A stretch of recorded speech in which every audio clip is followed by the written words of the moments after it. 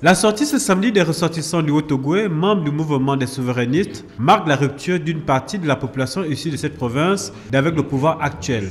Le message donné ce jour consiste à dire que la lutte pour la démocratie a gagné cette province car elle vit les mêmes réalités que toutes les autres. Être altogovéen, c'est quand même une responsabilité. Le pouvoir est dans le Haut-Ogooué depuis près d'une cinquantaine d'années.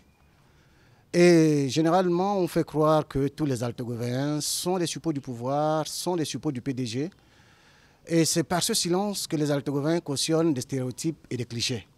Donc nous avons voulu organiser cette rencontre pour inviter les altogovéens à rentrer dans la République, à prendre toute leur part au débat. Plusieurs personnalités politiques gabonaises ont marqué cette rencontre de leur présence, notamment Jean-Marc Eko, l'un des pères fondateurs du Gabon, mais aussi le professeur Joseph John Nambo. Pour eux, comme pour les originaires du Haut-Ogooué, les altogovéens n'ont plus à se culpabiliser. Ce n'est pas tous les altogovéens qui gèrent le pays.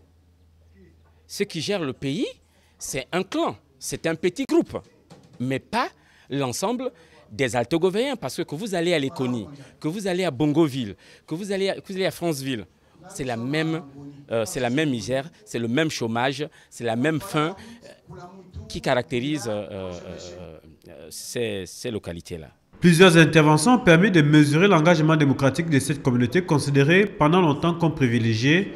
Le message est clair, le Haut-Ogooué a aussi des valeurs, des richesses et des ambitions pour un Gabon meilleur.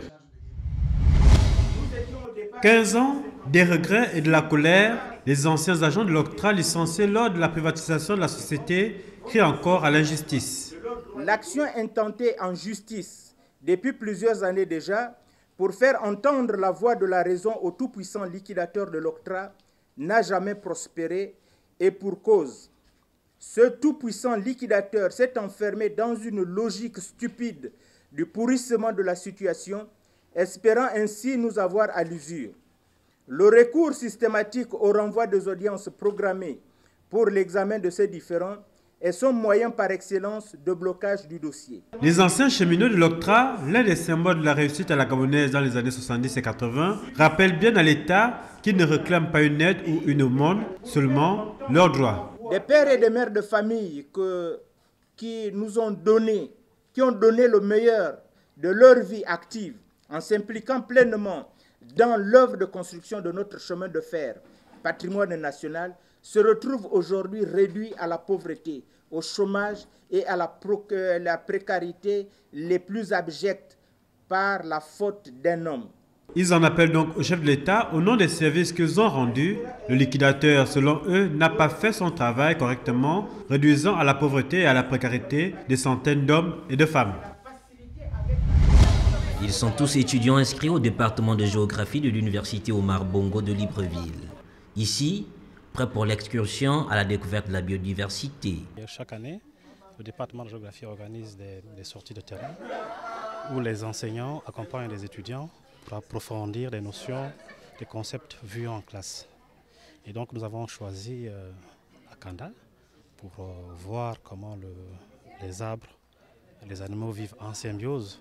Découvrir et se familiariser avec la flore et la faune, un des objectifs assignés à cette sortie pédagogique, bénéfique pour les étudiants. On part faire la continuité du cours en biogéographie. Donc en gros c'est l'étude de la faune et de la flore de l'arboretum qu'on ira faire, l'historique et l'aménagement. Là, on essaie de faire le terrain de ce qu'on fait en classe. Donc c'est une sorte de pratique en quelque sorte. Donc ce qui fait que là on sera par exemple que voilà, ça c'est une fougère, ça c'est telle plante, ça. En tout cas c'est plus facile. Et comme on prépare aussi les sessions dans quelques semaines, donc en même temps c'est pour préparer aussi les sessions qu'on essaie de faire tout ça. Avec les agents de l'Agence nationale des parcs nationaux, les étudiants vont découvrir les merveilles de l'arboretum Raponda Walker. Un département de géographie où nous avons des étudiants comme ceux-là qui veulent vraiment s'imprégner avec la nature et voir les pratiques réelles que nous faisons sur le terrain. On ne peut que faire un bon partenariat et travailler en synergie.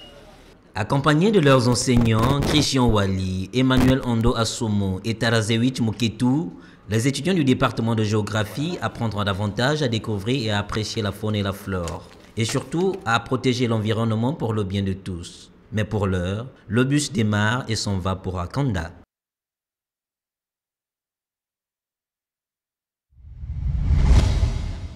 Venu de l'université de Varsovie en Pologne où il dispense les cours, cet enseignant de géographie de nationalité gabonaise a tenu à accompagner ses collègues et surtout apporter une plus-value à cette sortie pédagogique.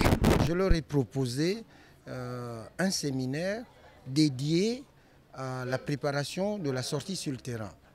Parce que la sortie sur le terrain pour un géographe, c'est toute une activité qui permet la continuité des cours déjà théoriques réalisés dans les salles de classe. Et en dehors de l'université, on peut essayer de faire ce qu'on appelle l'applicabilité de la théorie, c'est-à-dire passer à la praxis, qui est un concept purement géographique.